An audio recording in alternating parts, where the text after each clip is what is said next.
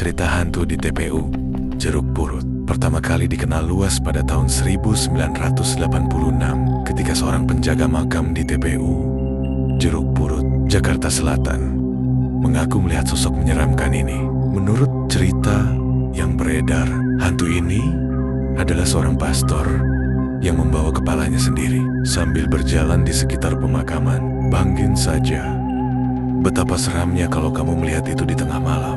Menenteng kepala, jalan perlahan tanpa suara di keheningan malam yang dingin, pas di depan kedua matamu. Yakin kalau dengkulmu tidak copot? Kita tahu ini adalah ulah jin yang mengaitkan cerita nyata di balur unsur goib yang tidak ada literasinya. Seperti beberapa versi tentang penyebab gentayangannya sang pastor. Salah satu versinya mengatakan bahwa hantu pastor ini adalah korban salah bacok pada zaman Belanda. Sang pelaku mengira pastor tersebut adalah penjajah, padahal ia adalah seorang WNI. Versi lain mengatakan bahwa pastor ini dibunuh dan kepalanya dipisahkan dari tubuhnya, lalu dibuang di tempat terpisah.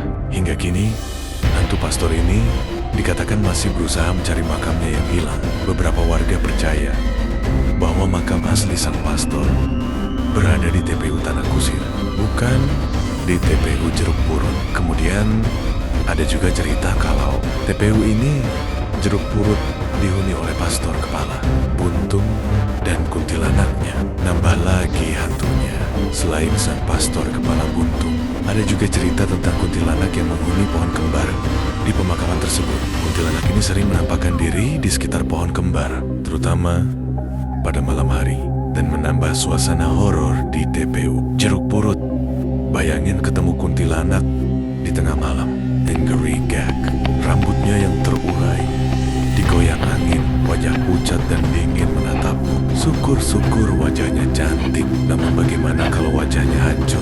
Terus terbang dari pohon ke pohon dengan suara cekikikannya yang khas, dan endingnya nongol di depan mata, pingsan lu. Tak hanya itu, ada juga cerita tentang ular mustika yang mendiami sebuah sumur di area pemakaman. Ular ini dipercaya memiliki kekuatan mistis dan sering terlihat oleh pengunjung yang datang pada malam hari. Keberadaan ular mustika ini menambah kekayaan cerita mistis di TPU Jeruk Purut dan membuatnya semakin terkenal sebagai lokasi yang penuh misteri. Ada juga cerita lain dari pemakaman Jeruk Purut, pekuburan yang sudah berusia ratusan tahun. Ini tidak hanya dikenal sebagai tempat peristirahatan terakhir bagi banyak tokoh bersejarah, seperti pemakaman legenda pop Indonesia, Om Crazy, tetapi juga sebagai lokasi yang penuh dengan kejadian-kejadian misterius yang tak bisa dijelaskan oleh akal sehat. Menurut legenda, pemakaman Jeruk Purut memiliki kaitan erat dengan kisah seorang pahlawan lokal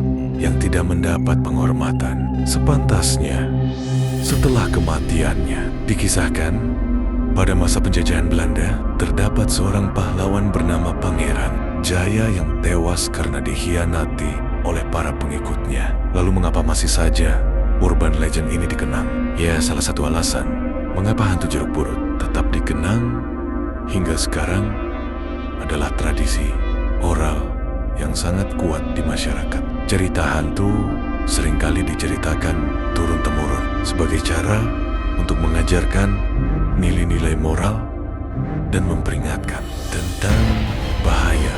Hantu ini menjadi simbol dari kesedihan dan kehilangan yang menempel pada jiwa masyarakat. Selain it's sensasi dan ketegangan dari cerita, hantu juga membuat orang ingin berbagi pengalaman mereka.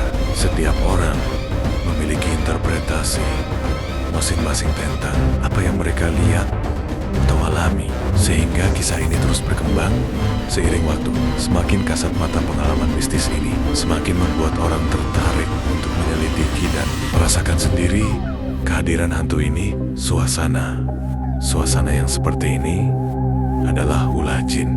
Jin yang jahat dengan sangat baik mengeksekusi peristiwa seperti ini dengan tujuan membuat orang-orang berpaling dari ajaran mereka serta melakukan sesembahan yang tidak seharusnya dilakukan. Bahkan kalau kita sangat jauh dari keimanan agama kita, sering melamun kondisi tubuh lemah, maka mereka malah bisa masuk ke tubuh kita atau melakukan penyerangan fisik seperti mencubit, mendorong, melempar benda, dan lain-lain.